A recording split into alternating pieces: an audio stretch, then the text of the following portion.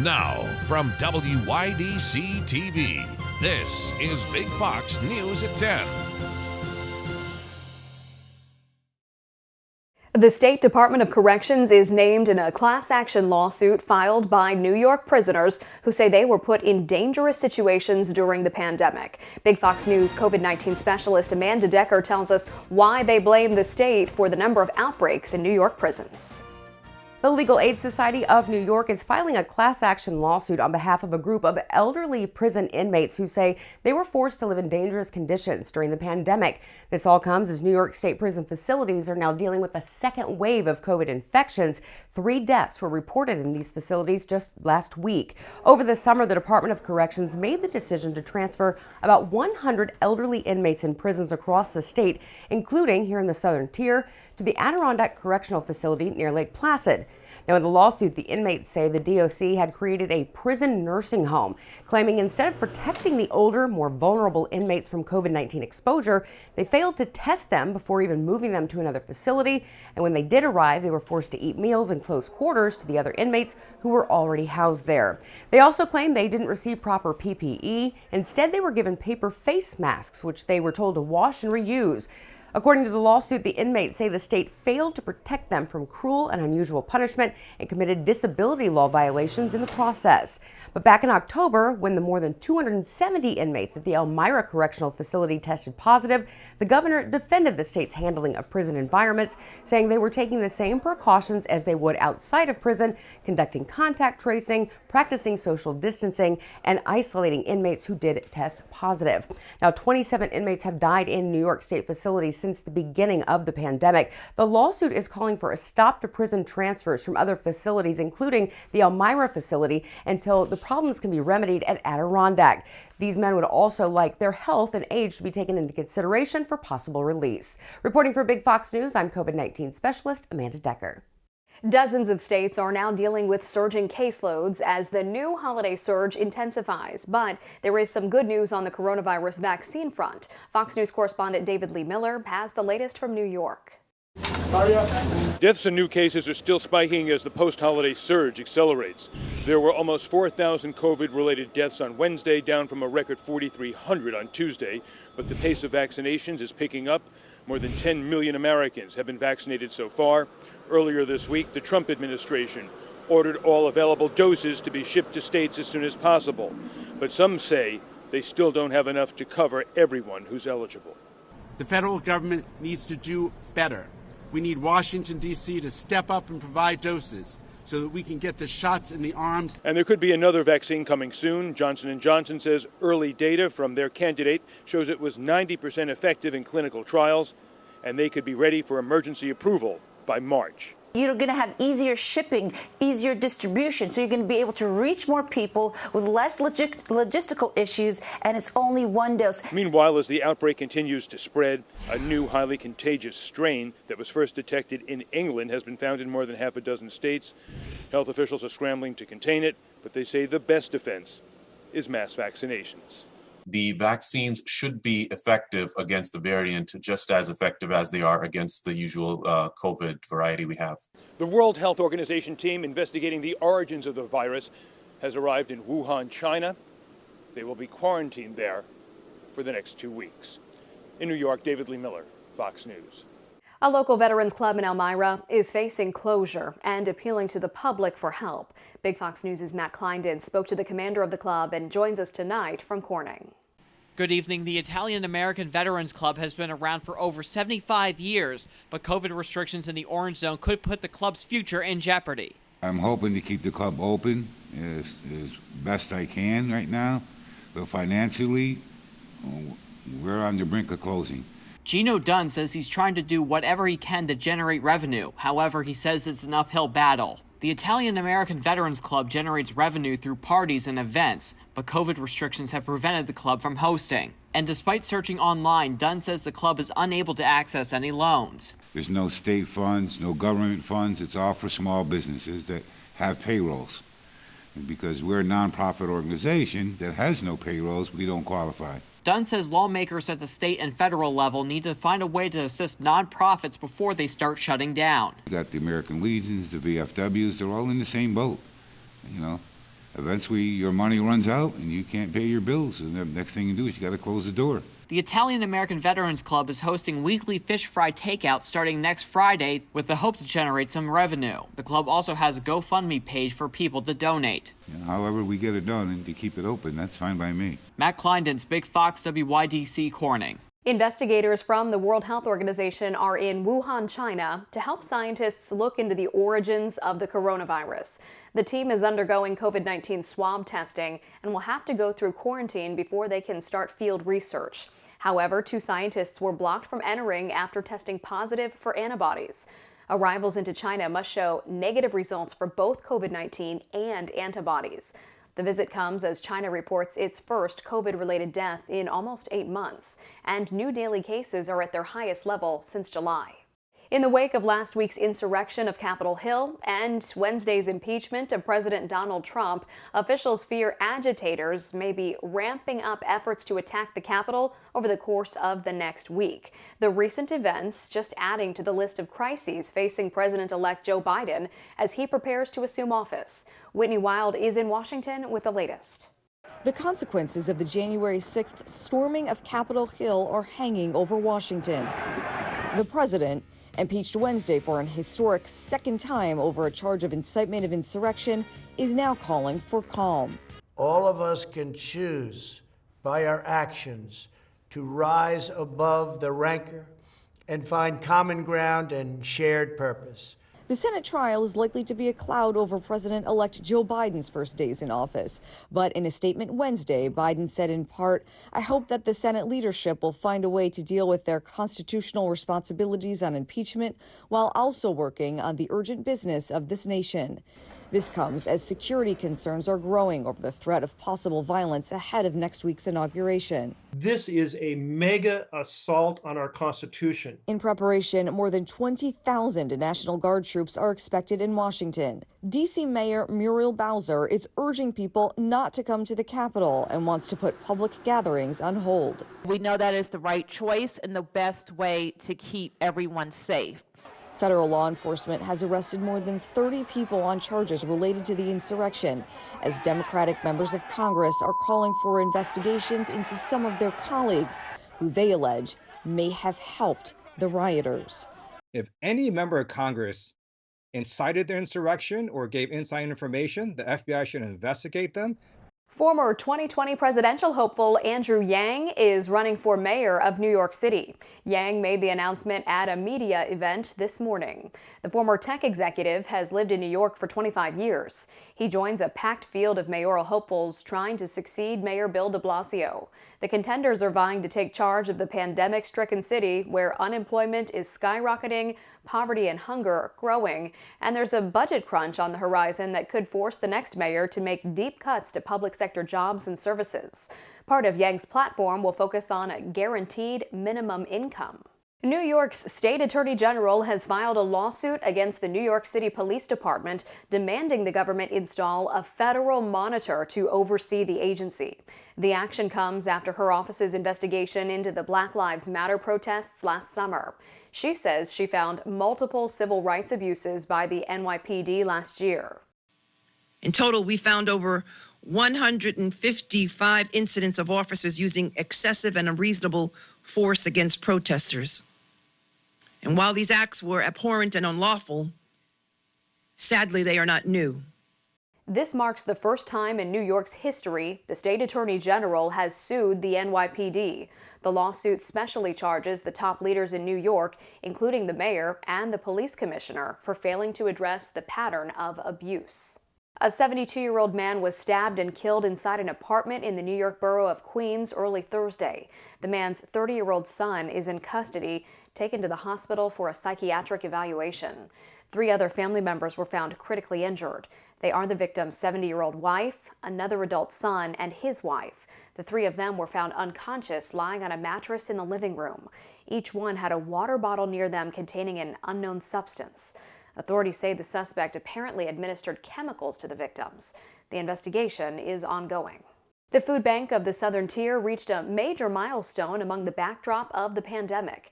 Through the Nourish New York program, the food bank bought more than $1 million in food to give to families in need. The program also allowed the food bank to support farmers by providing fresh, locally sourced food, which Natasha Thompson sees as a win-win. We were able to provide people with incredible product. That product was top shelf. So I would say that, it was a successful program and something that we would like to see continue for many years to come, post-COVID. The food bank and its partners in the Southern Tier donated more than 17.5 million pounds of food to families in the region. Still ahead tonight, we are learning more disturbing health impacts of COVID-19, even in people who don't initially experience symptoms. What doctors are saying about patients' lungs post-COVID. Here's your local stock market update from Big Fox.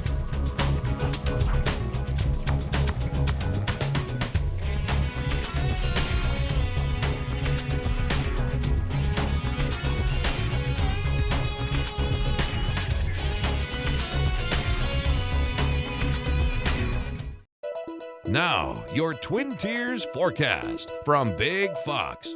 Tonight's Big Fox forecast is brought to you by William Mattar. Good evening, everyone. I'm meteorologist Kim Walker with your weather update. Highs today were much like they were yesterday. We did hit the 40s for the second day in a row, so we were about 5 to 10 degrees above normal.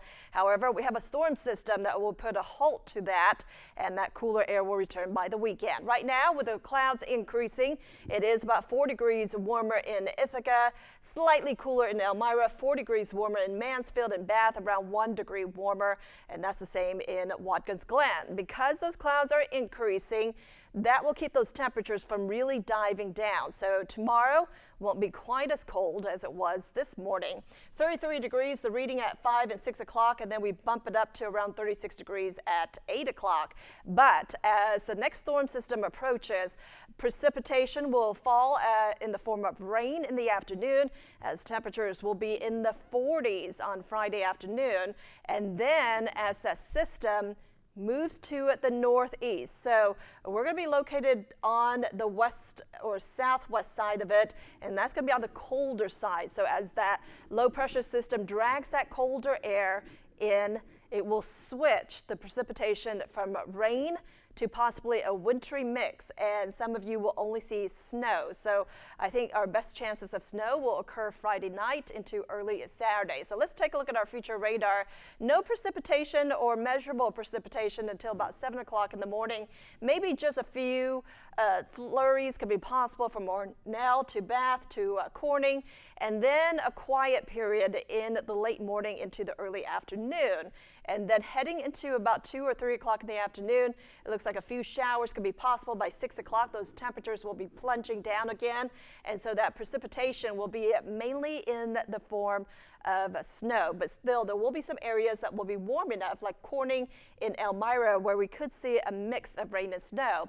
This chance of snow will continue through Friday night into early Saturday. So around midnight, again, there will be some pockets of warm air where the precipitation will fall as rain, but it looks like Hornell and points to the west. It's going to be colder, and so that's going to result in snow chances. And our chances of snow will continue into the early morning hours on your Saturday and possibly even in the early afternoon as well.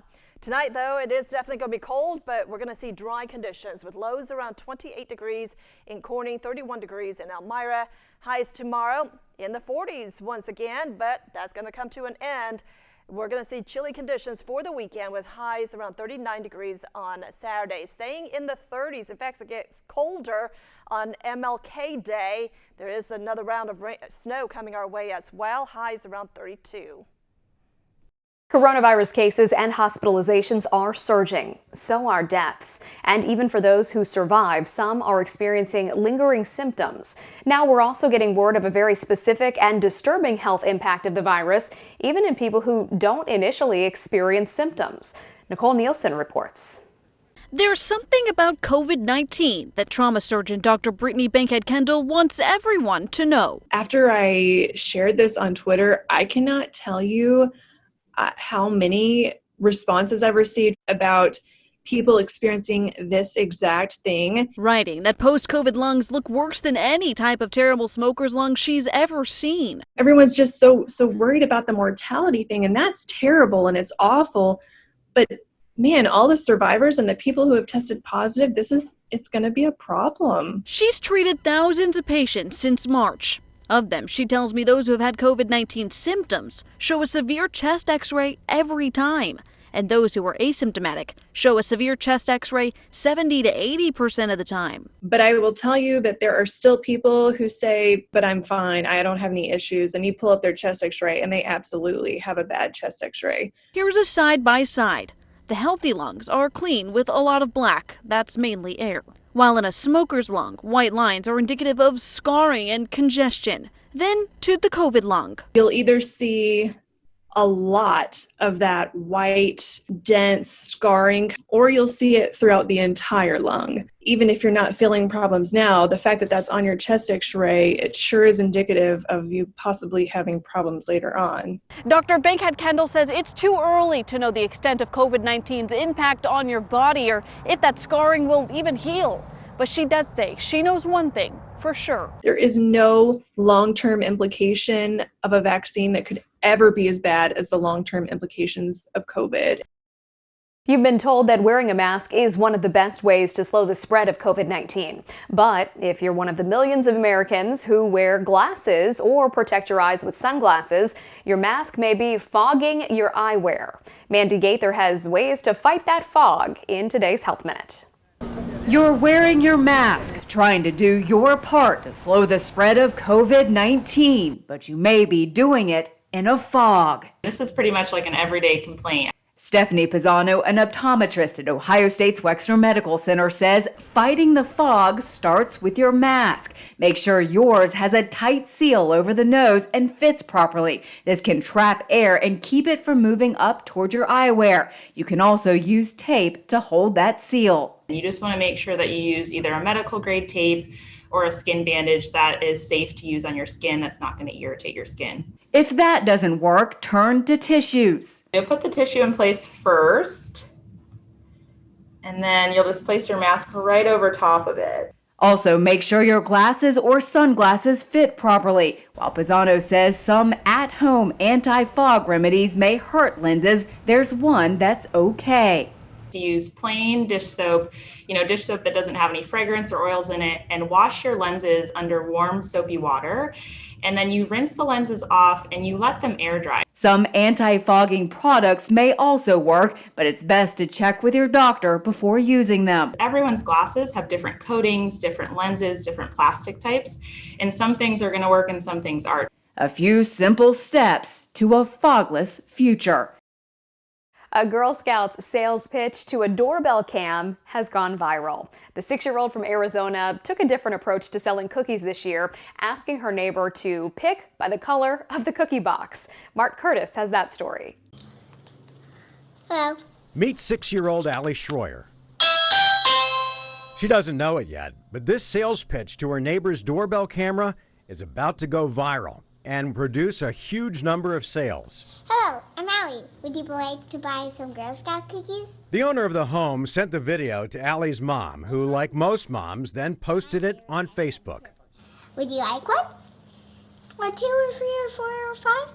Allie may be only a first grader at Cheyenne Traditional School in Scottsdale, but she is a natural entrepreneur and offered her customer a unique way to pick out what cookies to order. What's your favorite color? Because the boxes are those colors. Then maybe your favorite color, and the box is that color, and then you can choose it. Allie's mom says even though it's been a little tougher these days to sell cookies because of the pandemic, she couldn't help but be blown away by Allie's sales skills. Her sales pitch was so successful that she sold over 200 boxes in the first 24 hours. The business model for the cookie biz has also changed. Each scout now gets their own website to take orders digitally. And so it's great. Everybody can order online, and then we have their name and address, and then they can select to have it even delivered to their house. It kind of has been harder because it's like it didn't know what to say, so I just said what I think I should say. Well, Allie, if the Girl Scouts motto is to be prepared, would you like to buy any? Then be prepared to get a bunch of new orders. Thank you.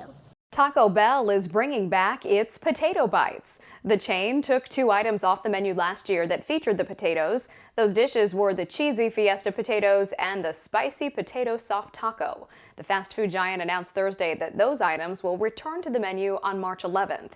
People were really unhappy to see the potatoes go. A Change.org petition for Potato Bell to not remove all potato items, among other items, garnered more than 5,000 signatures. A Michigan couple saw a cat in need. It was cold and struggling to survive in the harsh winter weather, so they opened up their house. But soon they found out it didn't need a forever home, but simply needed a reunion. Priya Mann has the story that starts with a devastating flood and ends with tears of joy. We're religious folks, and we think that God played a hand in it. Because she did find us for a reason, I believe. And so we definitely played our part, I think. On a cold, snowy winter day, the floods heard a cat outside meowing for hours. It seemed well fed and its coat was rather clean, so we just figured that it was someone's cat and that it would go back home. But Ashley couldn't stop thinking about the cat, and that night she prayed for guidance. I thought that, if I needed a sign, he would give it to me one way or another. The next morning, the cat hadn't left, and they could hear her cries for help. We just got a makeshift shelter. We put a cardboard box with a couple towels out on our porch. So she immediately went right in the shelter and laid down facing us inside. So she could see us still. And they could tell the cold was beginning to take its toll. She was visibly shaking and couldn't keep her paws on the snow anymore. And so at that point, we thought that she needed to come in. They fell in love, but wanted to see if she had a family. So they went to the Humane Society of Midland County. And sure enough, the cat was microchipped. Within 5 minutes, we got a phone call, and it was the owner claiming the cat. And she was so skeptical. They thought that she was gone because she had been missing for so long, and they lost her in the flood, which was just a devastation. The cat, named Olive, had been separated from her family during the historic Midland flood. I just can't imagine what the emotions that they were feeling. And I think she's just a survivor, surviving on her own for that long. Like, who knows how far she traveled. If there's an opportunity to help someone or feel some compassion for someone or something, I encourage you to take that compassion and run with it, see where it goes. We want to leave you with a smile tonight. Some hardworking frontline workers will soon receive a free pair of rapper Post Malone's new Crocs. The entertainer is gifting 10,000 pairs of the shoes to employees at 70,000 hospitals across the country. Musicians on Call, an organization which brings live and recorded music to bedside patients, made that announcement. The nonprofit shared these photos of some of the workers wearing the shoes.